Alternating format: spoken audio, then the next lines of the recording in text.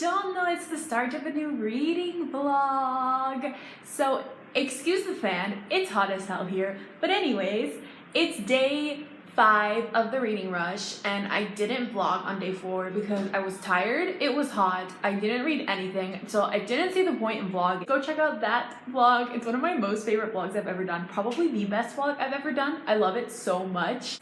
Reading update! I finally finished another book!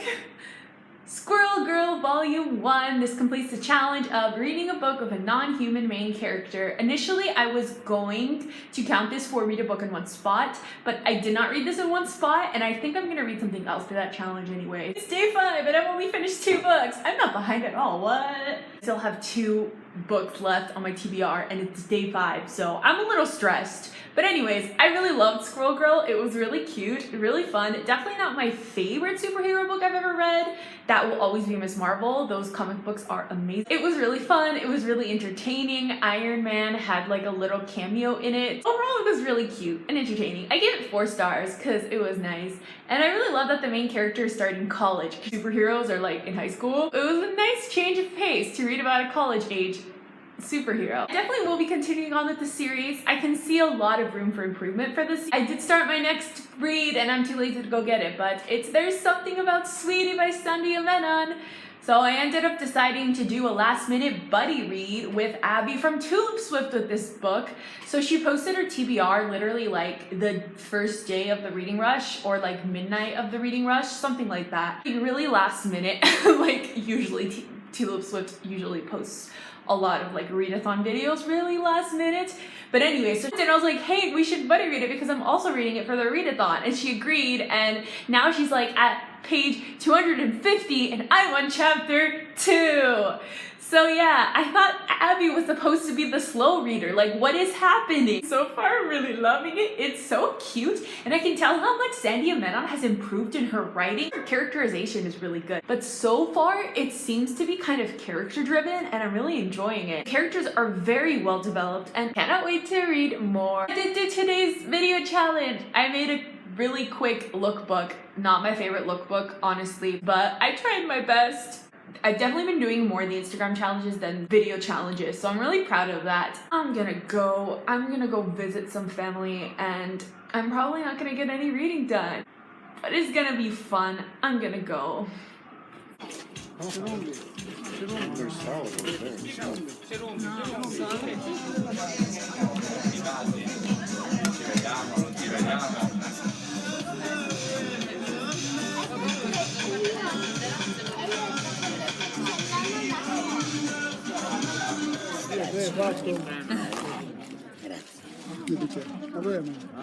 Anyways, it's the next day. It's day 6 of the reading rush. And yes, there is still a plan because Europe is on fire.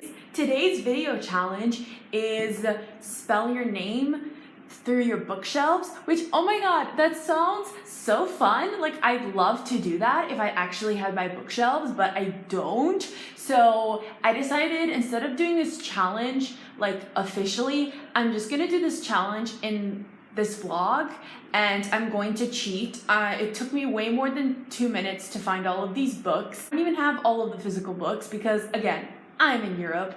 So I decided instead to use the Books I Own feature on Goodreads. Let's do the challenge! So yes, I know I'm Queen Aurora's books, and I use Aurora for my channel name and a lot of things, but it's actually my middle name. My first name is Chantal, Chantal. Yes, I know it's spelled a million different ways. People always say it wrong. I've gotten it my whole life. Yes, my name is French and I am Italian, but that is life. So let's spell my name through book titles. Let's do it. This is gonna be so fun. I'm so excited. So I got the very few books that I have that could work with this challenge. So let's get started. First letter, C. For this, I found Courting Darkness by Robin Lefebvre's on my bookshelf, which I also got signed, and I did a video about that book. I'll leave the book signing up above, so it definitely counts for the challenge for the C.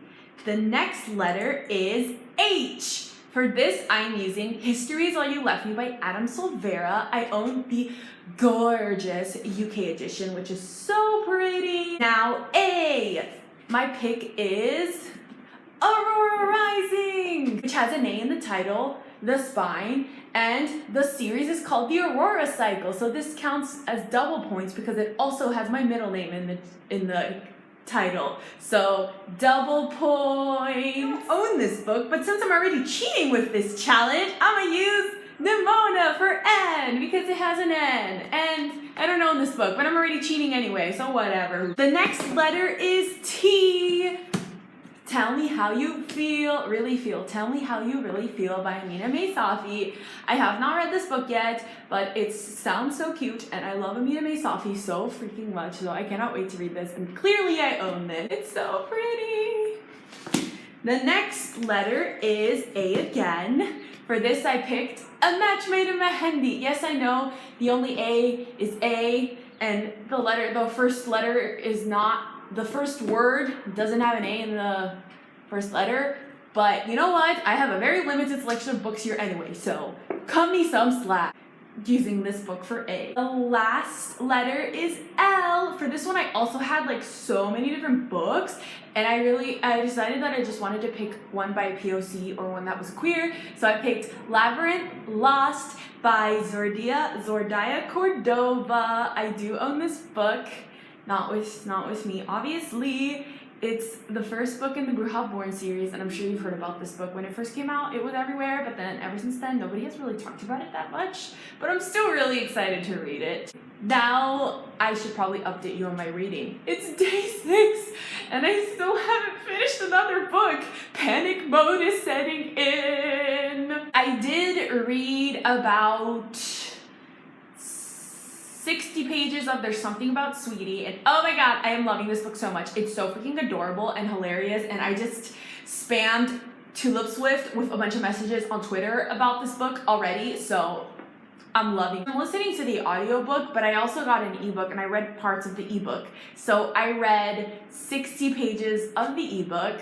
So, I mean, I'm reading things, just not a lot of things. Ariel and Raylene are hosting their read-in, which is great because I'm in Italy and there's literally no read-ins happening here. I'm really happy that they did that because I was really sad about not being able to get that badge because, oh my god, we gotta get all the badges for the reading rush. That's gonna be happening at, I believe, 6 p.m. EST. I forget what the time is, but I'm in Italy and I already converted it. It's like 8 p.m. today, so definitely gonna be participating in that read-in and gonna be reading all of the books and however many books I can read. And of course there's reading sprints all day, which I'm hopefully gonna be participating in the books because I only have today and tomorrow, and then the reading rush is over and I still have 3 books on my TBR, still panicking. I still haven't watched Winnie the Pooh either, so technically I haven't even completed that challenge. Leave sprints are happening right now, so I'm going to go read, and I'm hoping to finish There's Something About Sweetie, and I wish you all the best. I just checked my Goodreads, and apparently I added Jane the Fox and Me to my TBR in 2018. This is a 100-page graphic novel. I could definitely finish this in one sitting, and I really checked my Goodreads, so I did want to read this last year, so it counts for the challenge. I'm gonna go read now. It's so hot that like my hair is probably gonna dry in 10 minutes. Anyways, happy day 7 of the reading rush.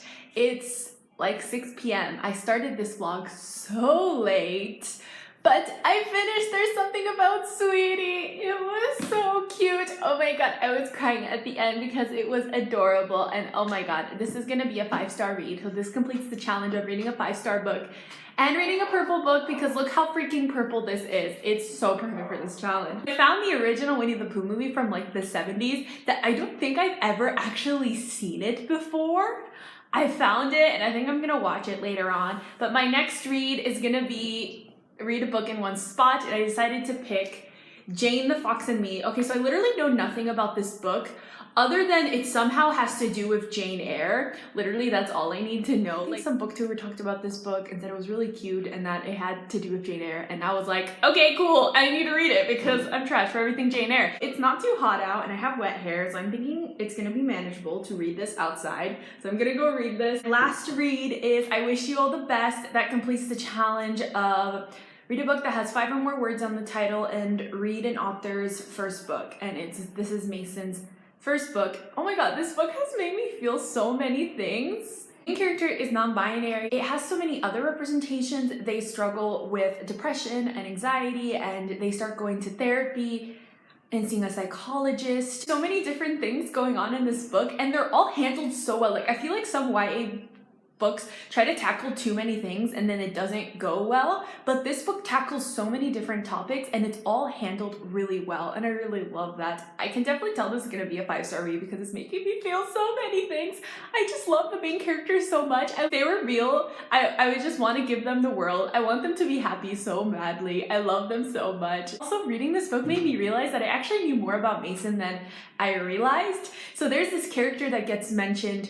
They're really best friends with this YouTuber named Miriam, who is also non-binary, and they talk about how they started seeing this girl named Shauna, and I was like, oh my god, wait a second. Other non-binary person on Twitter that I follow named Shauna, and I think they recently came out as non-binary or last year, so I guess at the time of this book, I don't think they were out yet. I had to look up their Twitter handle, and guess what? Their name is Shauna. So, and I know that Mason and them are friends. I never actually talked to them.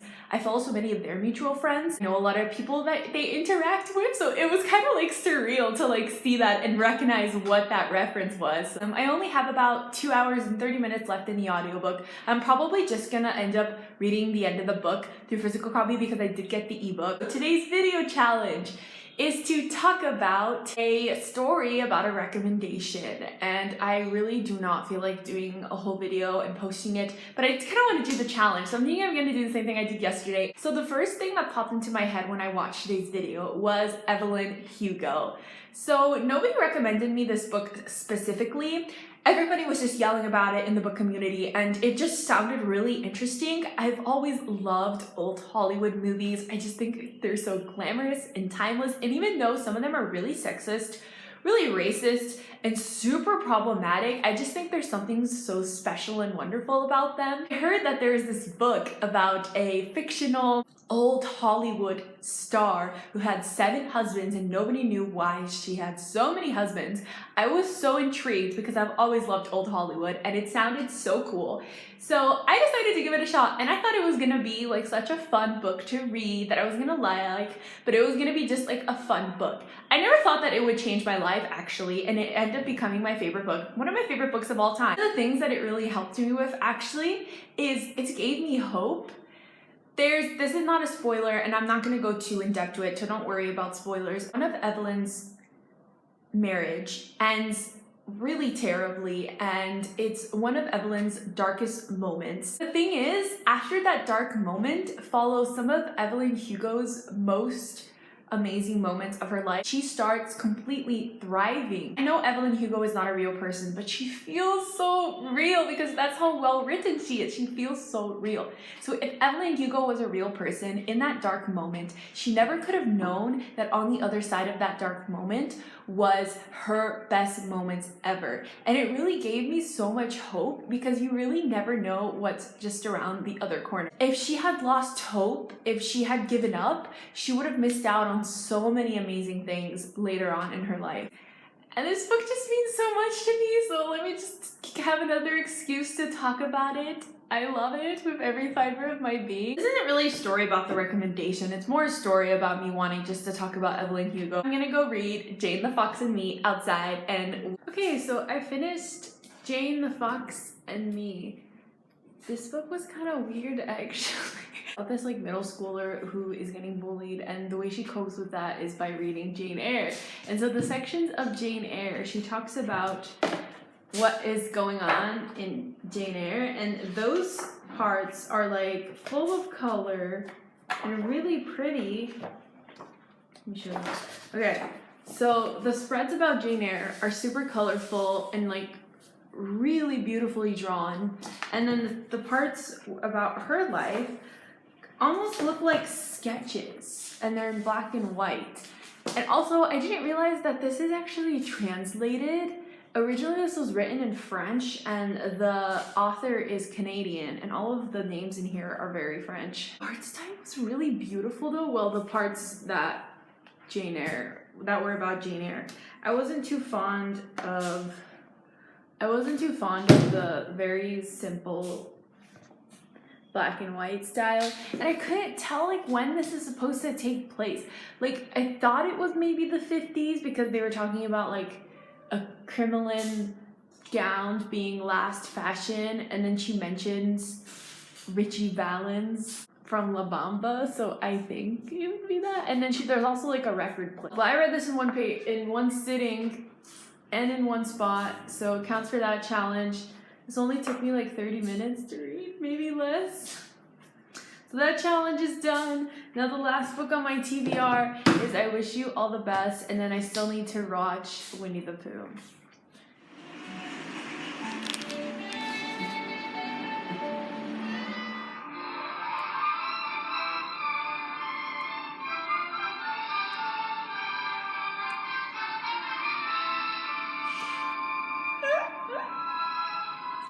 So it's the next day, but I want the reading rush. I finished all of the reading challenges and I got the golden badge. So for Read a Book with Purple on the cover, I read There's Something About Sweetie by Sandy Menon. I absolutely adored that book. It was the cutest thing ever. Read a book in the same spot the entire time. I read Jane the Fox and Me, and I already talked about that book. It was kind of strange, but the illustrations were really pretty. The Jane Eyre parts were probably my favorite parts of the book. Read a book with a non-human main character. I read Squirrel Girl Volume 1. Oh my god, that was so much fun. And Squirrel Girl has like squirrel blood and human blood, so she's like a mutant kind of.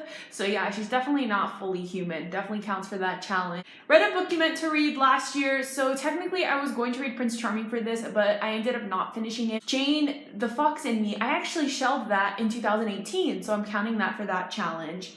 Read an author's first book and read a book with 5 or more words on the title. I read I Wish You All the Best by Mason Deaver.